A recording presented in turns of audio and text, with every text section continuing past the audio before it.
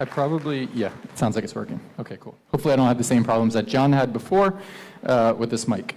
As said, yeah, Michael Sena, it's great to be here and speak in front of all of you. I hope to give you a break from some of the technical talks you've been hearing. I know this is a technical community, but we need to also talk about users and usability and some of the key things that may be stopping us from reaching adoption.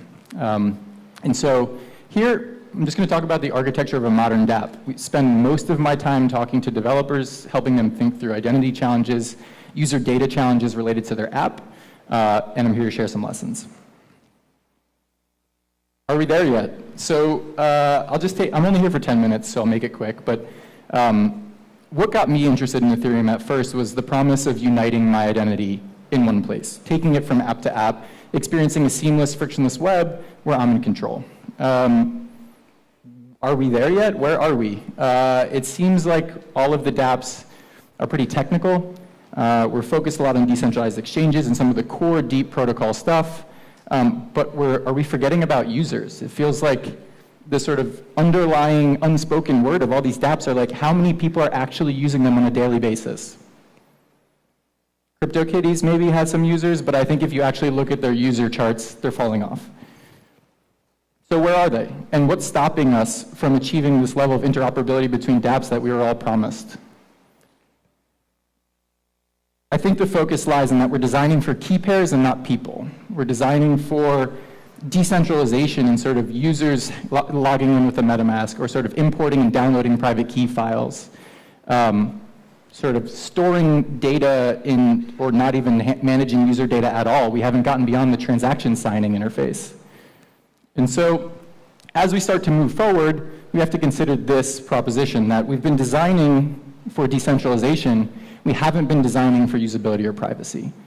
And so there are many ways this shows up, but it looks a lot like developers building POCs with open source tools and not thinking about the coherent, cohesive ecosystem in which this dApp exists. People are worried about proving, can we build it technically, is it viable? Do these flows work? Does the tech work? But we're not thinking about the whole experience, and this is where we're forgetting about users. We start to think about the other two components, such as usability and privacy, our model changes a bit.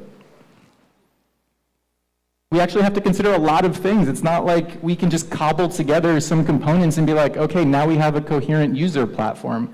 We have a space where users can share data between apps, interact with the blockchain, also use off-chain systems, servers, everything. It should be united into one.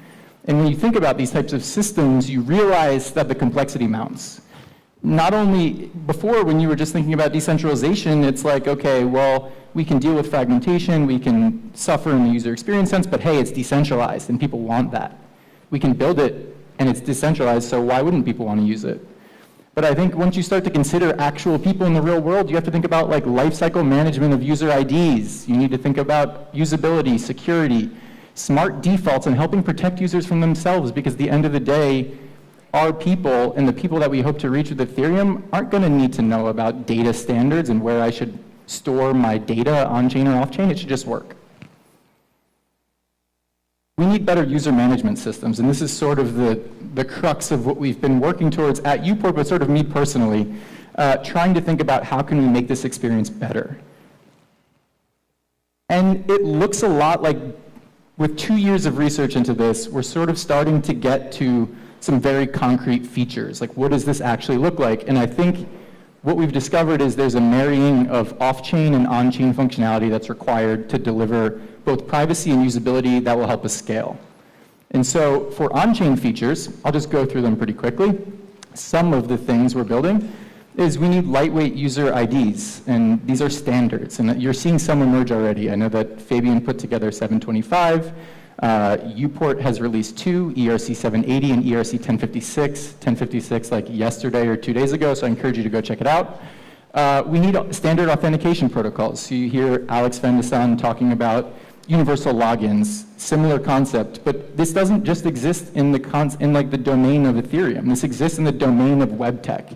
And a decentralized authentication protocol based on user-stored credentials should be a standard, and we should not be thinking about it in the silo of Ethereum, but instead in a cross-chain, like, global context. And there are people that are thinking about this stuff for 50 years.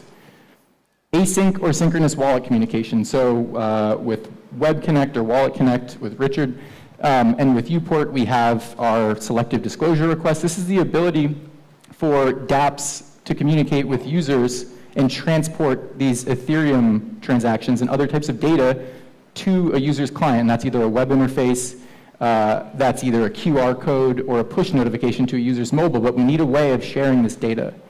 Pre-funded transactions. It's been getting a lot of traction in the news lately, but yeah, gas sucks. And so how can we make it better for users? And the answer sort of comes around dApps and contracts paying for their own gas, or third parties sponsoring transactions on behalf of users, so that I as a user don't need to know, oh, I'm clicking this button and it's going to send a function to Ethereum versus EOS. Don't care, shouldn't matter. Mobile Ethereum signatures, also due to security stuff, the enclave on the phone we believe is still the best place to store private keys and data for now. We need a way to sign Ethereum things on mobile. That also enables us to remove ourselves from sitting in front of our desktops to use dApps. Mobile Ethereum signatures can be done anywhere. And pairwise user accounts for privacy. It's like, okay, so now I have a unified identity on-chain with all my data there, and I use that same account to log into every dApp, whether that's my government voting dApp or a decentralized exchange that's illegal in my country. I've just exposed my privacy to the world because I use the same account for two dApps. That users will never need to know and should never have to think about how to manage their own privacy. Oh, I use this account with this dApp and this account with this dApp. That sounds like a password manager nightmare.